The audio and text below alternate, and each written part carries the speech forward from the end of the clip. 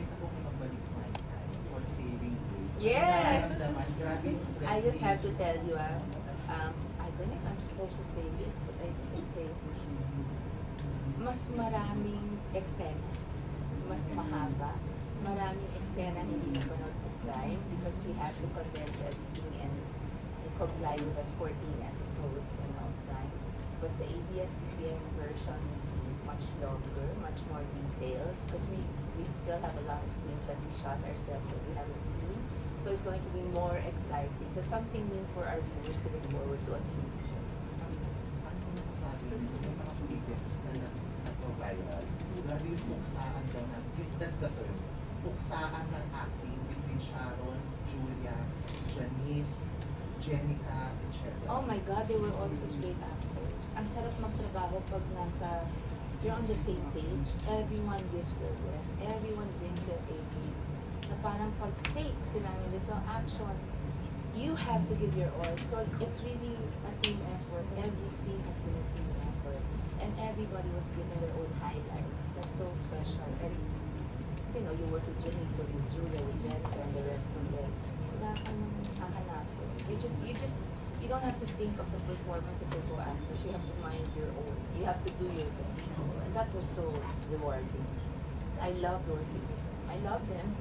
Ang aling teleserye daw siya Humingi ako sa ABS, so hindi ko alam kung kailan. Oh, pero sabi ko, first teleserye ko na full on. So parang sabi ko nung umpisa ang hirap ko. Ang dami pag movies. It takes you 3 months to make a 2-hour product, di ba? Ito parang ilang ano to, eksena, ilang day. Kami noon parang marami na yung 7 or 8. Sobra na yung bata pa ako. Minsan 3 to 5 na lang.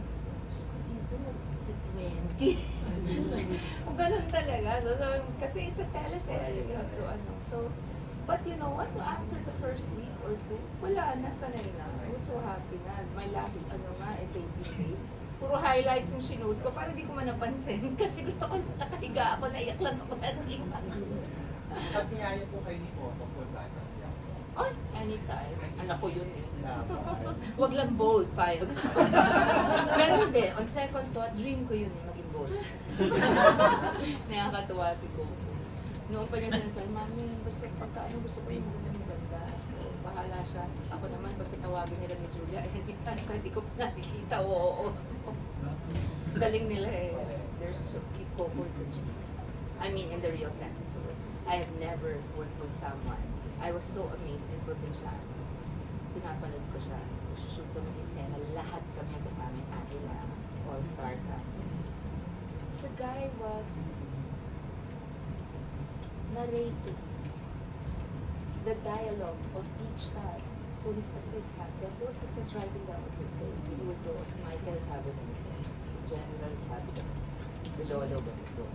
Tapos, ang camera mo, close in to. Tapos acting siya, rehearsal. Ikot siya. O tapos shot dito, medium, tapos ganyan. Tapos siya. Sabi ko, oh my God. O, parang, kasi siya nagsusulat, siyang ang direktor, tapos artista siya. I have never in my whole life seen someone who was such a genius at what he was doing. This happened every single day. On the spot. Or he would, kunyari, after taping, after he had a full taping day, he would have a meeting with the staff. And they take bukas at yung dialogue. Ako artista lang, hilong-hilo na ako sa ginagawa ko. Parang, oh my God, talagang si Coco, I bow the way respect and admiration. Super. Once in a lifetime. Oh, sorry. The only other person I know who was like that was SPG. But he already had his own script writers. He just really, amended some revised stuff that was fine. But he was still directing, acting. But Coco was so, my God, handsome. You both were with it started opening up more after the and Coco was so vocal in how much their support nila after the fight after bahala mo na kayo gawin mo na I'll be here as a I'm actually very close to them. I don't ask questions. But I know a lot. No, they're like my kids. I mean, almost in the real sense of the word, kulang na lang pinanganak ko sila. So, all I will say is, I said I have a lot of admiration and respect for Hope, not only as a talented co-worker, but as a family man. They love each other very much. They're very happy together, and I wish them only the best for this love to last forever. I don't like when people judge them because of the age gap, because I know what Julia had to go through when she was younger, and she's in much better off. I'd like to say. She says that, yeah, she's very much loved. She's such a queen and happy. Siya, sa Megastar, may look forward to pagkakapag Dati there was a promise of a project in Hollywood, pero pag ano pala magulo yung mga producers minsan, it's not worth it for me. Sa akin, bonus na lang yun. So if it doesn't push through, I'm fine. I'm very happy here. I'm fulfilled. And everything I'm doing now is a bonus. Every piece of work is really more of a passion project than something out of necessity. So when I miss doing concerts, I do concerts. When I miss acting, I ask if there's a movie or someone comes up. So I started in 1970 and acting in 1981. So I think I've touched on everything I wanted to do. Unless something surprises me in a different kind of role, then I'd be happy to do that. Yeah. So I don't know. I just go with signs. When I say I want to retire na, Lord, and then biglang, oh my God, there's this offer. Parang, di ba? Parang yan, so eating grapes, oh my God, okay. Lord, I'm tired na, I want to. Oh, there's a word, your heart tour? Okay. So I'm just always grateful. Always grateful. Aside from having in right now, ano pa yung ini-envision mo before your retirement? Ano yung mga plans mo para sa retirement? Na I hope hindi ka pa mag-retire. I think my husband talaga told me once, sabi niya, when you say you want to retire, if you're tired, why don't you just take some time off? And I'm like, oo nga no, pwede naman kahit 1 year magpahinga, and I've done that already. Pero, oo nga, mas gusto ko full stop, tapos pag nainip ako, sasabihin ko naman, parang I wanna act again. So, parang I'm taking it day by day. I'm not in the rat race anymore of show business. Hindi na ako nakikipupunahan noon. Dati you had so many expectations, so you had to really live up to all of them. You had to, minsan kalaban mo sa box office, sarili mo. Kailangan, you had to break your own record. So, now I'm just, give me a role. I'm just excited. Like Miranda's different. First time I ever did something like that, and I'm so happy to do it. So, ako, kasi maipon talaga ako, tsaka ma-invest ako bata ko. I had a very good guide in my family. So, I already knew. Interesado ako sa investment, bata pa ako. Ano siya? How would you react to Filipinos, parents making their children I feel bad about that. When my kids na they make me nabigis yung mama, they're gonna take care of you. Oh, honey, I don't expect you to do that. Because I'm working so hard for you guys. But I think it's also right for a child. Like, I did it. But I didn't really have to take care of my parents day to day. But when there was a big bill like a medical bill, a hospital, oh my God, these are my parents. I mean, without their guidance and their love and the way they raised me, I don't think I would have come as far as I have. But I think kailangan din sa atin yung filial piety. It's just in our culture. And I'm sorry, kahit anong sabihin mo, may utang na rin ko sa magulang. So, siguro hindi lang like me, they know I don't need their money. Pero yung the mere thought na naisip nila. So like Frankie, when she got her first paycheck, it was 20,000 in cash. When she got home, I said, Mom, what were you want to pay? You know, she was giving the whole amount to me. She said, it's my first one. Oh my God. You know, just give us 1,000, we'll split it. So I go, and then you keep that. Half of it you can spend for what you want. Half of it, just keep it muna. You're teaching them, you know. Just the gesture. Just the thought. Yes, the gesture. Parang nakakaano lang ng dibdib, di ba? Parang, or someone would say, Mom, you can use my savings muna. I'm like, oh, no, di ba? if I ever borrow money from you, I will pay with interest, but I never have. So it's just cute na they're aware and they're very willing and there's so much trust and respect. So yun lang, I think don't ignore your parents. Iba naman yung talagang nineglect ka, tulad pakialam sa'yo. Iba naman yun. Siyempre, case-to-case basis. Pero yung talagang nandyan, magulang. Sharon, you teach your children to make an investment. And kung meron man po kayo ituturo, what kind of investment? Also with Miss Case Conception also. I taught Casey even before she graduated from college. So when she graduated, I said, when we get home, because we were in Paris, I said, when we get home, I'm turning over to you all your savings. Not 1 peso less. So, kung ano nang tinubo sa pag-invest ko nung inabot ko na.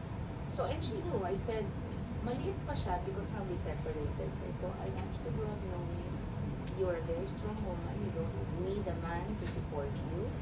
You can work for yourself and your own future. And if you meet somebody that's worth spending the rest of your life, you can go ahead, just be happy. Pero at least wala nang problema. You don't have to find someone who's wealthy, just someone decent who will love you. Yun. So all my kids mula nang maliit, sila Frankie, sila Miel. There was a time, kunyari, when Frankie was maybe 4 or 5, she wanted a toy electric guitar. Music talaga, she does that now. And we said, we're gonna pay for half of it. The half you have to pay for. Alam mo, gawa siya mga turon, nagbenta siya, tsaka banana cue. Miel, she used to sell cookies also in bazaars near our village. Miel would sell banana shakes. Make them herself, not her dad. Her dad was a company, pero siya lahat. Pag may pabili, tatayo siya in a bazaar.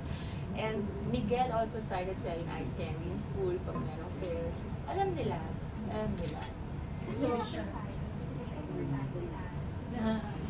Miss Sharon, is Casey and I together? I think we should ask Casey. She's old na eh. But the first where she's trying to lose weight now. Oh yeah. No, we've talked. I don't want to betray her trust naman. I think she's, she's a full-fledged adult. You can ask her. She'd be happy to tell you. But I don't think it's my place to talk about her personal stuff. But she's working very hard on working again. So I'm hoping that, because she still looks like she's 20 or 25, Thank you, mommy. That's from my mom, all of us. I mean, lalo my kids. So, and Frankie looks like she's 50. She's already 24. Casey looks very young. So, my flawless. Sharon, that your tasteful choice in fashion, I must commend your shoes. Always. Oh my God! Everybody noticed my shoes. May I show you? Here, This is a pair I've owned for maybe 10 years. And because I had an orange top, I said, what will I wear? The blue or the orange? And suddenly I saw, may ganyan pala ako. It's always like that. Thank you. It's a tribute. Sorry. Yung tip. Longer pa siguro. When we went to Paris, when was that? 2011? 2012? And this is the first time I wore them. It just shows you I take care of my things. Yes. Or Maya takes care of my things. And there's stuff that I own that I haven't used because I don't see it. Wala pong kaso So, sa inyo. uy, galing! Meron pala tayo niyan, So, Wala pong kaso sa inyo, ma'am, yung repeating ng mga... Ay, walang issue sa akin yun. No. I don't mind repeating. I mean, you buy shoes not para itapon mo bukas. I mean, why? They're an investment. And pati damit, I don't mind. Pero huwag naman siguro yung magkakasunod na events tapos pare-pareho yung gown na suot mo. Parang siguro, bigyan mo ng konting tap. I don't mind. Mahal ang damit. Let's be practical. I'm not vanidosa. Tuwan-tuwa nga ako pag inaayusan ako, like kung dahil, uy, artista. Kasi namumukha ko pang artista today. Kasi wala akong pake. I mean, I like that I'm able to dress up and get dolled up, but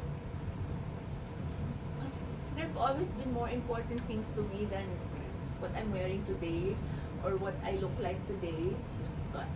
Maybe I'm cute, but I'm not naman, basta I'm decent. I don't have to look like, lumalabas ako, okay lang sa akin yung parang bagong ligo na galing sa batis ng laba, okay lang sa akin. Oh, I'm not maarte. Kailangan lang ganito ko sa artista. Thank you. Have you found it or how many times you have? I collected without knowing I was collect. And then my mother passed away and she added to my collection. So I have lots of vintage stuff. Even my first Birkin is now 35, 43 years old. 30, mura pa Birkin noon. Ay, sorry, Kelly pala yun. Kelly. So, at nagamit ko lang siya sa probinsyano na. Never ko siya nagamit. So it was just there. So now I have lots of stuff. And I want na, parang, I want to sell some bags na never ko nagamit. Yeah, and just keep the bags that I like. Kasi it's impossible to use everything. Kahit na araw-araw magpalit. Sorry. But I might just do that and with online media. I don't know. Nasa isang One is in a bedroom in my other unit. One is a bedroom in my other unit, which is full of shelves. And I have a warehouse. I lease a warehouse. And it's so full. Not just of bags, but all my other things. Rafael has the last Yes, question. He's yes. the youngest May I ask? from Inquirer. Good job. Start working early and learn from your seniors, JC would no, never stop learning. To this day I ask, how was that day? Like, how was that? There are people with more experience. No matter how great you are as a writer, there are people who will know more than you do. Listen and then add your own and you'll be great. Yeah. Siguro din po, having a shared sense of financial responsibility and continually being a part of the in-life family with me. I wanted to ask, what's it like to work with your own daughter as in-life family? It's wonderful. She gets excited when well, she's in college now, but when she's home, when she's here on vacation, she asks me, yung cold. If there's something like this, oh yeah, baby, it's okay. None for me. She's excited. It was great working with her because, parang she grew up watching you on set. Suddenly, she's with you. Parang mas concerned ka sa kung saan ginagawa niya without trying not to be intrusive, di ba? Pero, gusto niya siya. Ginagawa niya.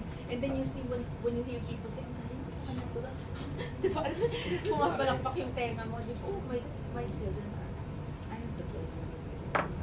Gen Z din po my son.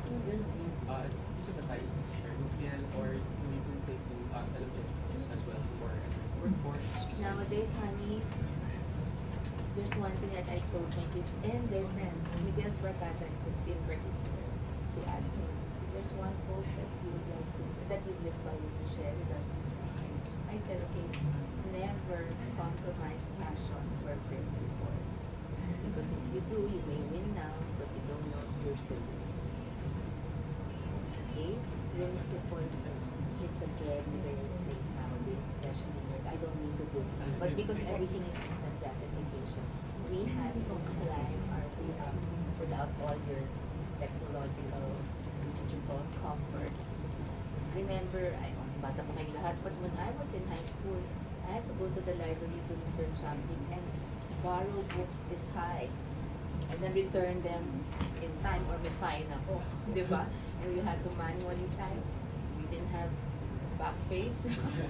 Delete, walang ganyan. Typewriter. It's, you have all of these, there's all this new technology that you should use for good. It's so easy to be tempted by easy money and do not sacrifice your principles for that. Because you're not just building wealth for something for the future or a name. You are also leaving a legacy. You don't want your kids and grandkids to one day say, wow, yaman na natin pero So we can take a photo with Miss Sharon. Yes, please. I love you. Ang galing po no na incorporate niyo yung sabay tayong magsasecure ng Yeah. Totoo. insurance sa kantang kahit mapupunta. Yeah. On the spot. Sabihin niyo po sa partner niyo o sa asawa na sabay dapat. Yes, please come everybody. A solo Yeah, stand. Okay.